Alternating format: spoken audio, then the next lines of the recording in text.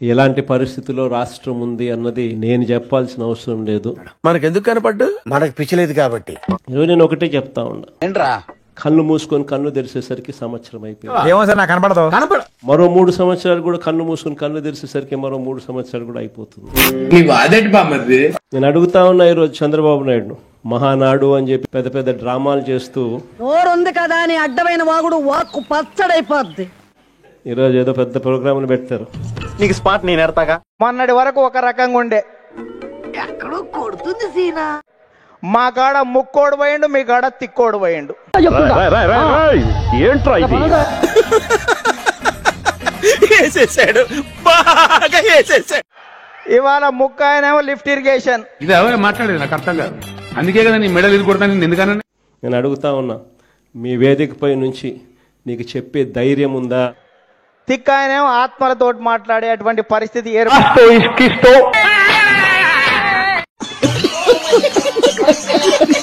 ఈ సమయంలో జనం కోసం, జాతి కోసం, పేదల కోసం, బీదల కోసం మహానాడు ఏర్పాటు చేసుకొని. అర్థమైందా రాజా?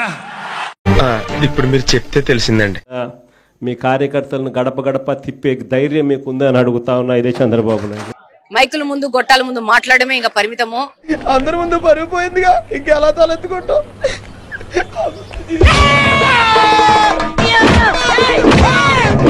కార్యకర్తలందరినీ కూడా తిప్పుతూ ప్రతి ఇంటికి వెళ్లి వీళ్ళు చెప్పిన ఇచ్చిన ఏ హామీని నెరవేర్చకుండా సూపర్ 6లు, సూపర్ 7లు గాలి కుదిలేసి అంత మాట్లాడాలనుకుంటే ఈ 11 మంది వచ్చి అసెంబ్లీలో వచ్చి మాట్లాడితే బాగుంటది.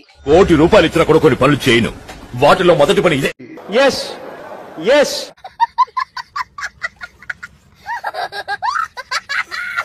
ఈ గొట్టాల మీద బయట వాళ్ళ ఇళ్ల ముందు కూర్చొని, వాళ్ళ 6 బయటలో కూర్చొని మాట్లాడాల్సిన అవసరం ఏముంది? రమ్మనండి 11 మందిని. We will see there. అంటే ఆయనకేం తెలియదరా? ఏమిటి మీ ఉద్దేశం? ఎట్లా కనిపిస్తున్నాడు? మీ గట్టికి నూతుల్లో పూడికలు తీసేవాళ్ళ కనిపిస్తున్నాడా? బస్ స్టాండింగ్ లో చెవుల్లో గుబులు తీసేవాళ్ళ కనిపిస్తున్నాడా? ఆ దమ్ముంటే రమ్మనండి. ఇంకో మాట, ఏందో కట్టారు అంటారు. ఇది ఒక పెద్ద ఉత్సవము, పండగ కడపలో జరుగుతోంది. పప్పు శుద్ధ లెక్క మాట్లాడాల్సిన అవసరం లేదు. నాకు అర్థం కాదు. ఇట్లా కనుక ఊరుకుంటే రేపు పొద్దున చిన్నపిల్లలు కూడా ఏదో వచ్చాడు అలా ఉన్నారు చూస్తుంటే అనరా? మీరు మాత్రం ఎందుకు ఊరుకోవడం? రాజకీయాలను భ్రష్టు పట్టిస్తా ఉన్న పరిస్థితి ఎప్పుడైనా చూసాము అని అంటే చంద్రబాబు నాయుడు గారి పరిపాలనలో మాత్రమే ఇలా భ్రష్టు పట్టించే కార్యక్రమం జరుగుతుంది. గురువిందా తన నలుపు చూసుకోదంట. గురువింద గింజ తెలుసా సూక్తి? అట్టా ఇంకొకరి మీద 1 వేలు చూపిస్తే వాళ్ళ వైపు 4 వేలు చెట్టుకుంటాయి. ఇంత చిన్న లాజిక్ ఎలా మిస్ అయ్యారు మీరు? కానీ ప్రజాస్వామ్య పద్ధతిలో ప్రజాస్వామ్యబద్ధంగా ఎన్నిక కాబడ్డ చెప్పాను. మీ నోటి నుంచి ఏ మాట వినకూడదు అనుకున్నా అదే విన్నానయ్యా. నేను ఏదైతే చూడకూడదు అనుకున్నా అదే చూశానయ్యా. ఈరోజు చంద్రబాబు నాయుడు గారి పాలనలో జరుగుతూ ఉన్న వైఫల్యాలను దొంగ కేసులు పెడతా ఉన్నారు, దొంగ సాక్ష్యాలను సృష్టిస్తా ఉన్నారు. వైసీపీ పార్టీ మీద అవినీతి చేసి బొక్కిపోయి ఊరికి ఇట్లా మా గొట్టాలు తీసుకొని మాట్లాడుతున్నారు తప్పితే ముందు మన గబ్బు చూసుకొని పక్కన వాళ్ళ గురించి మాట్లాడితే బ్రహ్మాండంగా. నీకో దండం అమ్మా, నువ్వెక్కడ దొరికావే నాకు. నిజంగా ఆశ్చర్యకరమైన విషయం, మన పల్నాడు నియోజకవర్గంలో చూస్తే ఆ బండిలో వచ్చిన వాళ్ళు ఆ బండి గుద్ది చంపేటప్పుడు రాత్రి జరిగిన మర్డర్ అయితే నేను కళ్ళారా చూశాను, నాకైతే తెలుసు అని చెప్పి. చూసినంటే నన్ను నిరీక్ష తట్టుకుంటా నువ్వు.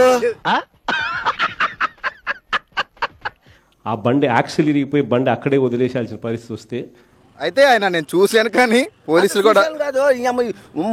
కాదు అమ్మో, అసలు మీరేంది కాదు. నిన్న రాత్రి ఎక్కడున్నా చెప్పు. ఆ బండి ఎవరిది అని తెలుసు. చంపేటప్పుడు సాక్షులు, ప్రత్యక్ష సాక్షులు ఎవరు చంపినారో కూడా తెలుసు. నిన్న రాత్రి ఎక్కడున్నా చెప్పు. ఇంటికాడ ఉంటాము, ఏడుంటాం. ఇదేంది నువ్వు మీరే కొంపని తట్టుకుంటావు. నువ్వు ఏమన్నా లేనిపోయింది ఇరికిసి తట్టుండవు. నేను తలారి పనికి వెళ్ళేవాడు బాబు.